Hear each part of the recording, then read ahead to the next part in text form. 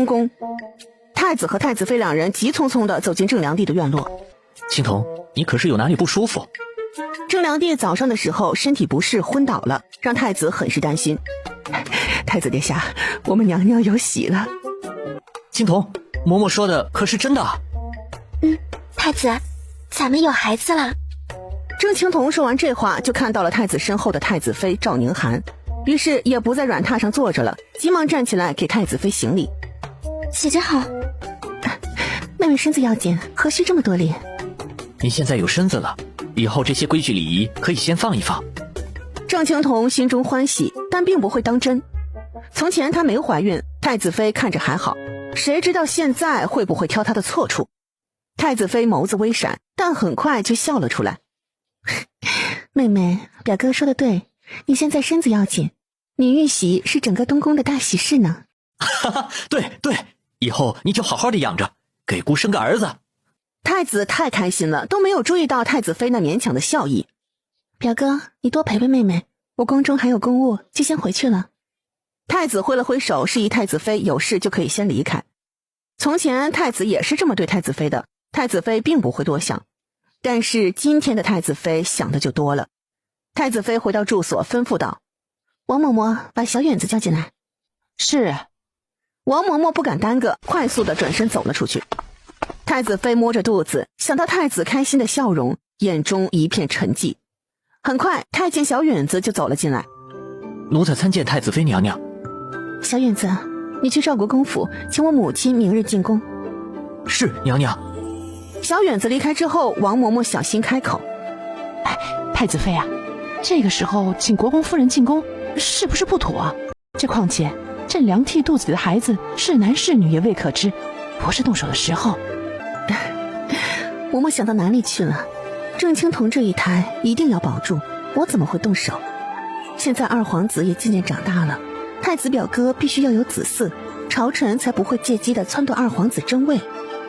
还是太子妃想得稳妥。嬷嬷放心，我心中有数。之前留的那一胎我伤了身子，以后能否怀孕都是未知数。要是等我生了嫡子才让其他人怀孕，恐怕那时候朝臣都会嚷嚷换太子了。太子妃说得对。不过我是不会放过那些害我之人的。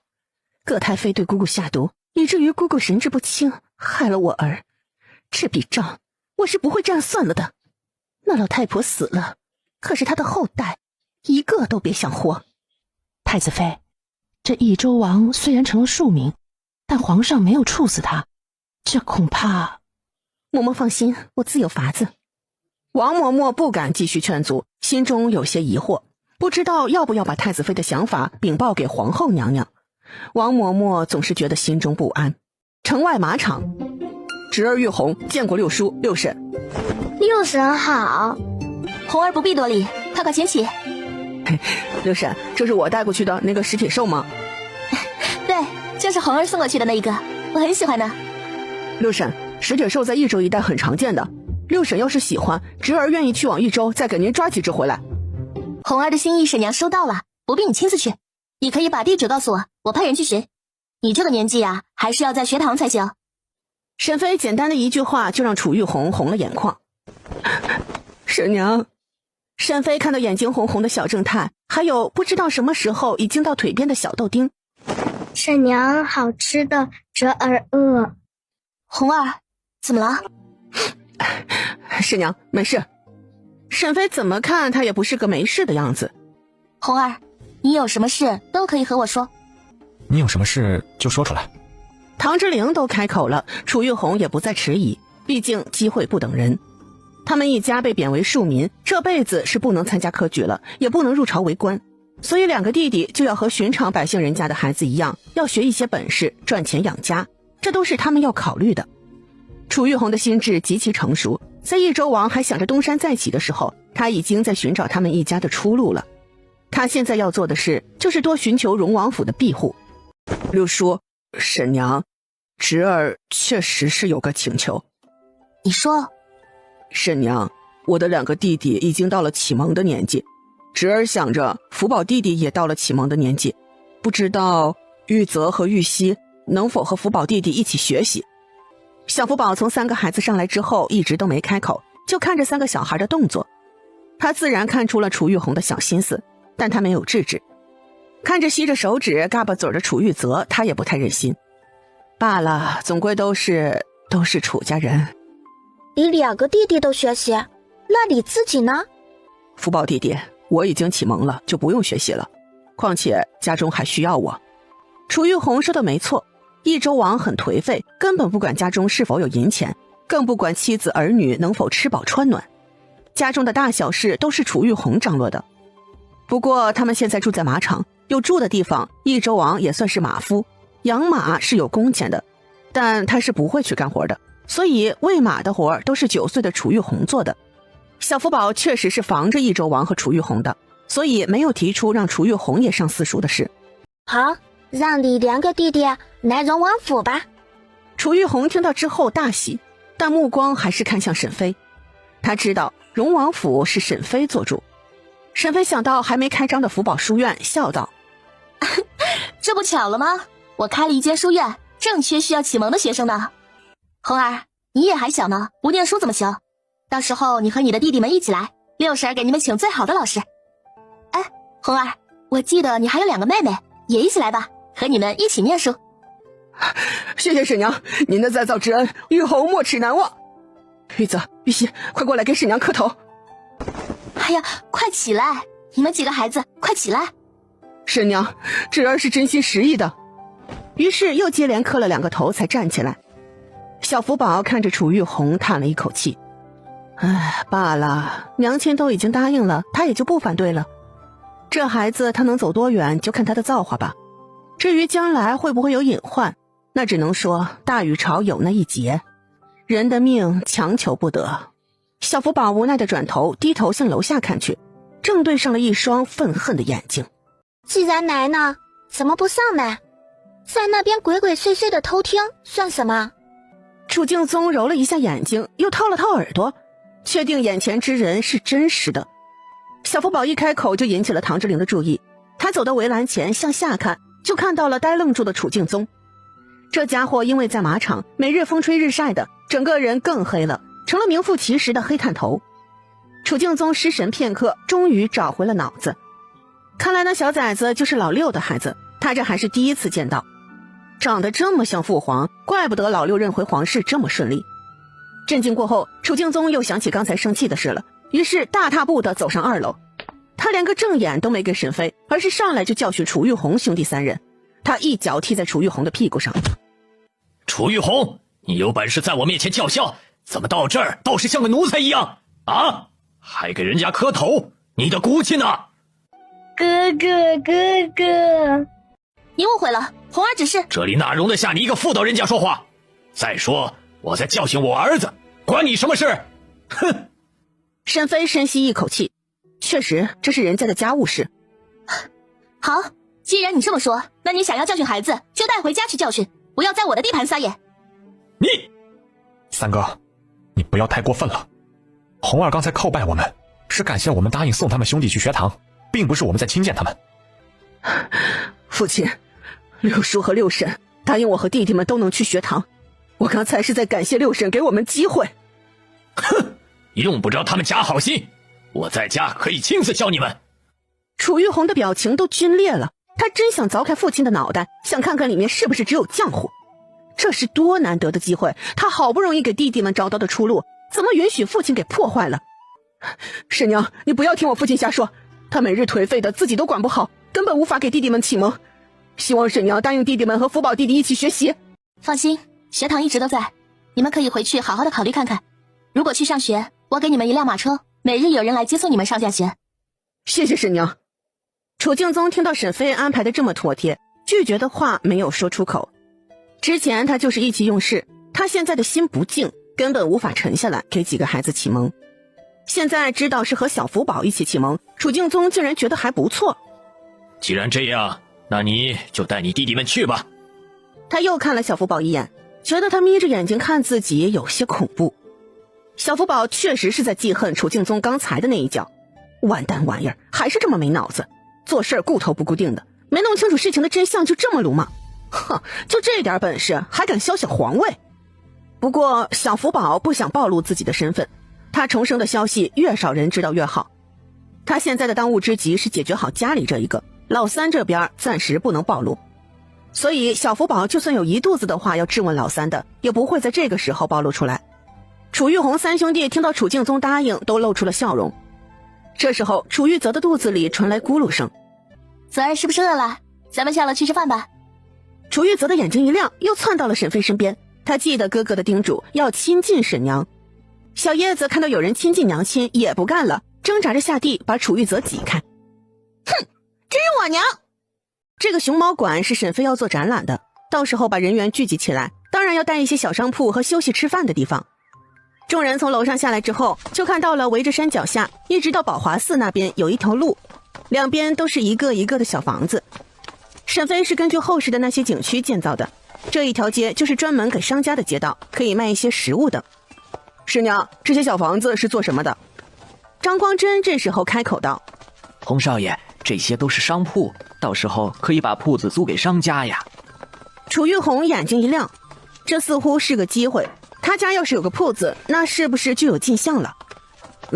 这个主意不错。一行人去了福宝斋，和京城里的福宝斋不一样，这里是吃饭的地方。一行人的队伍庞大，因为孩子带得多，所以丫鬟和婆子也不少。一行人呼啦啦的一堆人。楚敬宗刚才闹了那一通，听到人家要吃饭，他本应该离开的，可是鬼使神差的他并没有走。见到沈飞和唐之玲两人都没有赶走他的意思，他就厚着脸皮跟过来了。他这半年多可是没吃过一顿好的，嘴巴里也早就淡出鸟来了。他也决定今天就趁此机会吃点好的。唐之玲见到楚敬宗跟着，也没有把人撵走，他就在看小福宝的笑话。自从知道他的身份之后，唐之玲觉得自己都变了，脑子里的意识总是变来变去的。他也在偷偷地观察小福宝，见他一会儿当儿子，一会儿当老子的，有的时候也挺搞笑的。想到要和小福宝来的一场坦白局，唐之玲有些期待。由于人不少，众人是2个大桌子吃的饭，沈飞等人带着孩子们一个桌子，护卫们和婆子们一个桌子。楚敬宗大马金刀的坐在楚玉溪旁边。六弟妹，来点酒吧，这么好的菜没有酒也没味呀。沈飞看到一桌子的孩子，很想反对，可是没等沈飞开口拒绝，小福宝先开口了。没有酒，喝什么喝啊？楚敬宗想瞪眼，但想到自己是来蹭吃蹭喝的，揉了一下鼻子。没有就算了。唐之玲可不想如了小福宝的意，吩咐道：拿些酒上来，三哥，咱们俩喝点，不醉不归。哈哈哈，能喝酒才是真男人。哈哈哈。小福宝斜睨了一眼楚敬宗和唐之玲，特别是唐之玲，他觉得这货没憋好屁。哼，别人知道他上辈子的身份都是吓得不得了，就像皇上和太子都不敢在他面前造次，可是这货竟然还敢挑衅他了。他想干什么？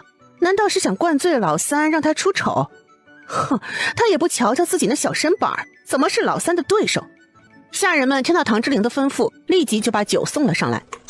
楚玉红想劝父亲悠着点，但在唐之玲主动给楚敬宗倒酒之后就闭嘴了。罢了，父亲的日子也是苦闷，喝点就喝点吧。几个孩子无暇顾及俩大人在喝酒，他们都是自己吃着饭。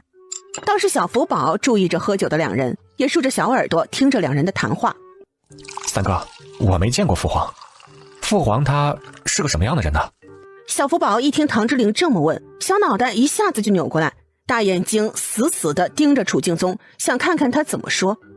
先皇老爷子呀，那就是个大忽悠，玩弄人心的本事可是被他玩得炉火纯青啊。这个老三真是岂有此理。哎呀，三哥，仔细说说呗。弟弟我呀，没有哥哥幸运，没有机会面见天颜呐。这你愁什么？你自己生的小崽子和先皇老爷子一个模子刻出来的，他现在还小，等过几年他长大了就更像了。哎，弟弟，要说还是你会生呢，你这几乎是生了个老爹在自己家呀。唐之玲一言难尽地看着楚敬宗，这家伙哪壶不开提哪壶，还真他妈的一下子就说到了点子上。儿子变老子，老子变儿子的荒唐事就出现在他们家了。唐之玲觉得自己是最难的，他不明白先皇就算想给儿子当儿子，也可以选一些自己养过的孩子啊，为什么要投生在他们家？唐之玲宁可要一个普通的小孩当儿子，也不想要先皇这尊大佛在自己家。哎，弟弟这份幸运我们是羡慕不来的，老爷子这么多孙子，就你生下来的孩子最像。你瞧瞧，不仅是小福宝，就是那3个小崽子也像得很呢。看来你很得老爷子的偏爱，不像我呀。哎呀，像不像的有什么关系啊？弟弟我可是没养在皇家的，不像哥哥们一出生就是天皇贵胄的。而且先皇最疼你和太子了，这份好运啊，哎，弟弟我是羡慕不来的呀。楚敬宗听到唐之陵这么说，没有被恭维的喜悦，而是重重的把酒杯往桌上一放。狗屁，全是狗屁！你还羡慕老子？老子宁可像你一样被养在宫外，老爷子就是个骗子，大骗子！楚敬宗突然发脾气，还真吓到了三胞胎。老三寻儿立即就哭了起来，老四义儿见哥哥哭了，也跟着呜呜的假哭起来。楚玉泽很害怕，现在也是眼泪汪汪的。倒是真小孩小叶子一点也不害怕。好玩！父亲，你喝多了，要不咱们先回去吧。你少管老子，安静的坐着，否则别怪我揍你。沈飞见状急忙挥了挥手，示意婆子把几个小的带下去。于是几个小孩全都被带了下去。花花和恒儿想继续留下来看热闹，也被沈飞强制带走了。小福宝和楚玉红倒是留了下来。沈飞想把小福宝带走，竟然被唐之陵给拒绝了。哎，沈飞，仔仔就留下来吧，听一听。沈飞眉头一跳，唐之陵的葫芦里卖的是什么药？为什么一定要仔仔留下来？良亲，你带弟弟们出去，我就在这里听听他们说啥。沈飞狐疑地看了小福宝一眼。仔仔，娘，妹妹和弟弟们见不到你，该哭呢，你还是出去哄哄他们吧。沈飞确实是听到小老三的哭声，还有小老四那假哭的声音。沈飞无奈也转身离开了包间。你们也都出去，还有附近的人全都清走。楚玉红四处看了看，不知道这屋子里除了他们4人还有谁。然而片刻之后，嗖嗖嗖，屋子里就出现了6个黑衣人。你们是谁？把红儿也带走。楚玉红不可置信地看着小福宝。福宝弟弟，这福宝弟弟有点霸气呀。说呀，继续说，我还想继续听呢。楚敬宗下意识后退，心里只有卧槽2个字，这个调调真尼玛熟悉。老六，这是怎么回事？老六，你是不是拿的假酒？哎呀，幻觉，一定是幻觉。说说，先皇骗你什么了？小福宝淡淡的扫了一眼唐之陵，对这货他心虚，确实是做的不对。可是养在皇宫里的小崽子，他自认可没有亏待过他们。老三倒好，竟然有这么大的怨气。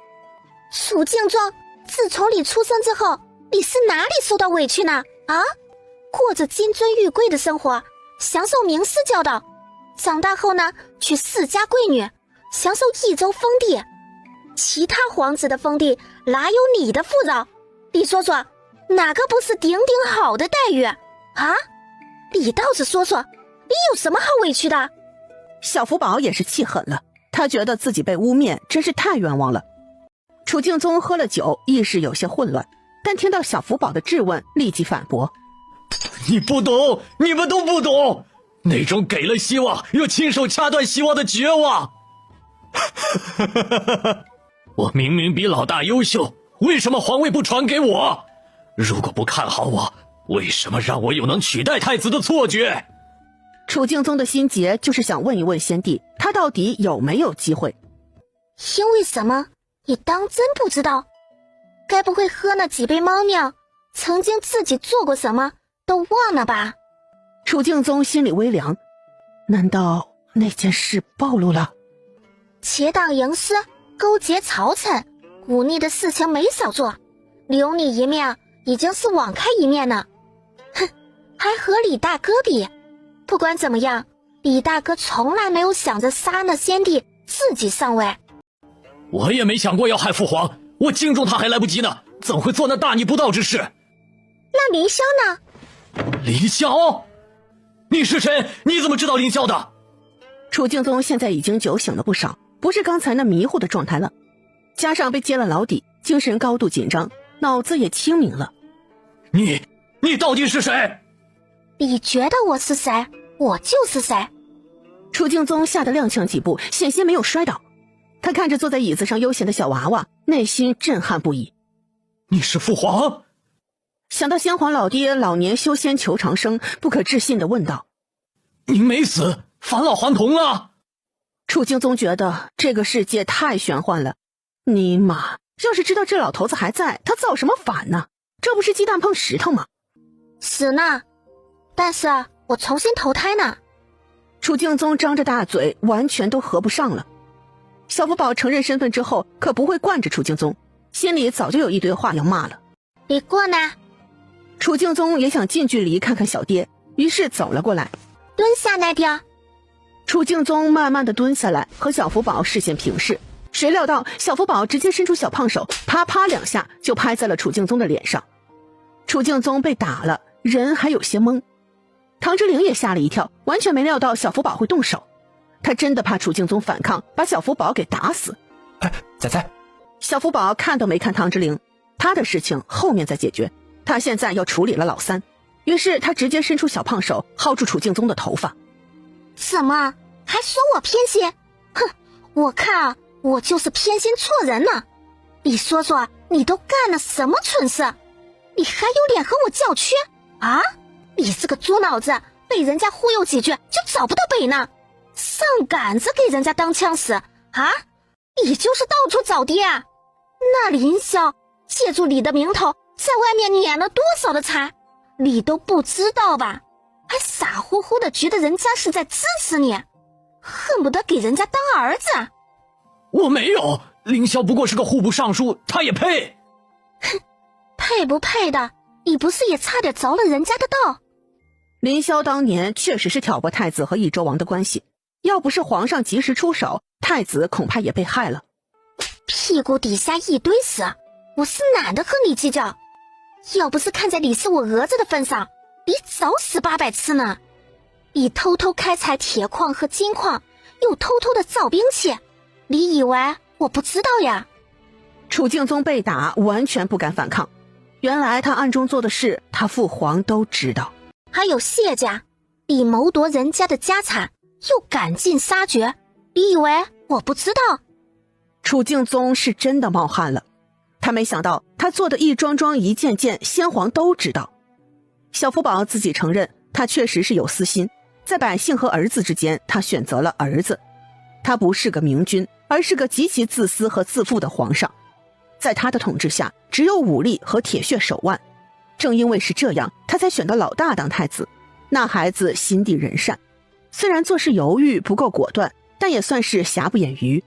至少上辈子他杀人太多了，不想下一个君王杀戮太重。小福宝虽然小，打多了也疼。楚敬宗虽然皮糙肉厚，也禁不住了。疼！小福宝甩了一下发麻的小手，也松开了楚敬宗的头发。唉，打人也是个力气活啊。唐之灵看到小福宝和楚敬宗这一系列的事，人都呆住了。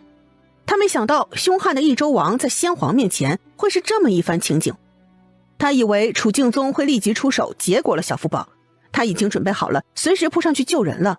你还小，还手嫩着呢，打人多累手啊，以后别打了。是呀，打理呀，不用我亲自来。楚敬宗完全不知道自己离开前会遭到一顿胖揍，他现在就只有一个疑问：老大知道您的存在吗？楚敬宗这次一家能活着，他觉得不可思议。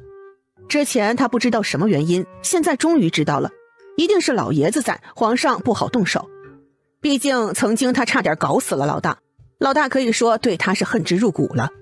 就是站在一边看热闹的唐之灵也是竖着耳朵听着，他很想验证一下自己的猜测。知道。我就说嘛，老大什么时候这么有本事了？竟然还能解决了反贼唐国公之后，又能挖掘柳家余孽所安怀。哼，这一看就不是老大能做出来的事，他可没那么大的本事。小福宝不管楚敬宗的感慨，直接拍了拍手。来人！立即就有2名暗卫现身。主子。小福宝指着楚敬宗，把人带出去，打20大板，重重的。很快楚敬宗就被拉出了门外，然后按在木凳子上打板子。一直等候在外面的楚玉红还以为父亲会犯浑，但奇怪的是，父亲老老实实的挨揍，一点都没有反抗。楚玉红很奇怪，嘴里呢喃：父亲竟然在笑。楚敬宗虽然屁股挨打了，但内心是雀跃的。本来以为他这辈子就这样了，只能老死在这小小的马场了，还要时常担心老大随时杀了自己一家。正因为这个原因，他这半年也是行尸走肉，颓废不堪的。可是现在不一样了，父皇还活着，那他日后就是生活无忧了。哼，有了父皇在，他看谁敢欺负他？哈哈，就是皇上那也不敢对他动手了。楚敬宗心里美滋滋的，早就忘了屁股上的疼痛。楚玉红看到楚敬宗屁股开花的样子，下意识地摸了一下自己的屁股，嘴巴也是跟着一咧一咧的。父亲真是病了，这么疼，挨打不仅不吭一声，竟然还能笑得出来。就是站在一边的唐之陵看到这样的情景，眼神也是意味不明。他没想到楚敬宗在小福宝面前会这么顺从，好像在知道他真实身份之后，楚敬宗就收起了那跋扈犯浑的脾气。唐之陵已经是父亲了，自然知道这里面的道理。正是因为楚敬宗得到过先皇的父爱，楚敬宗才会是这个反应。先皇爱这个儿子，楚敬宗也依赖先皇，他现在是有恃无恐。他们两人之间有深厚的父子之情。楚敬宗在知道先皇重新投胎之后，不会最先想到身份的尴尬，而是庆幸父亲又活了，所以他可以毫无芥蒂的接受。可是唐之陵不行，他过不了心中的那一关。他想到早年病弱的那些年的生活，心里是一抽一抽的疼。他现在已经无暇观看楚敬宗笑着挨打了。他独自离开了福宝斋。小福宝自然注意到了唐之陵的离开，他摇了摇头，腹诽道：哎，差点忘了，这里还有个问题小青年呢。这时候楚敬宗的板子已经结束了，他已经站不起来了。莫九、莫四一，你们把他带回去吧，找个大夫好好看伤。是了，主子。谢父。剩下的话说不下去了。他知道了父皇的身份，但实在是喊不出口，毕竟小福宝现在是个4岁的小娃娃。以后都叫我的名字，叫我小福宝就行。好。楚玉红好奇地看着这一切，他觉得刚才在房间里一定发生了什么大事，否则父亲的态度不会转变得这么大。还有，父亲没出口的那话是什么？父什么？他是不是听错了？楚玉红探寻地看了一眼小福宝，没看出什么，但还是很奇怪。小福宝也看到了楚玉红，想到刚才他挨的那一脚，于是叮嘱道：以后不准随意打孩子，否则别怪我不客气。好。行了，回去养着吧。莫九、莫四一，你们两个以后就留在这边吧。是，主子。楚敬宗听到小福宝的吩咐，心里更甜了。父亲还是惦记我的，这俩人是来保护我的，哈哈，这次来的不亏呀。小福宝在人离开之后，就快步出去找唐之陵了。此时唐之陵已经到了宽阔的马场上，远远的就能看到他一个人。小福宝叹了口气：你们不要过来。然后快步的往唐之陵那边跑去。暗卫们听到小福宝的吩咐，又见到四周都很空旷，也藏不了人，所以就站着没动。小福宝在草地中穿梭还是有些困难，毕竟有些草木都比他的个头高。小福宝有点后悔没有让护卫抱着他了，这让他找人有些困难。他扒开草丛开始蹦跶，只要跳起来就能看到唐之陵的方位。等确定好之后，他就向前冲去。就这样，小福宝跟个超级马里奥一样，走一段路然后跳起来一次。站在远处的武阳和武丹也是觉得好笑。大哥，你看世子多活泼，在那边学着兔子跳呢。武阳摇了摇头，瞪了一眼傻弟弟。他看得很清楚，世子是在找主子，只不过个子太矮了。武阳已经发现了，王爷和小世子是闹矛盾了，已经持续了半年之久。武阳不知道两人的矛盾是什么，但他是替两人担心的。父子不和，对荣王府可不是好事。小世子终于跳过去了。此时小福宝呼哧带喘的来到了唐之陵的身边。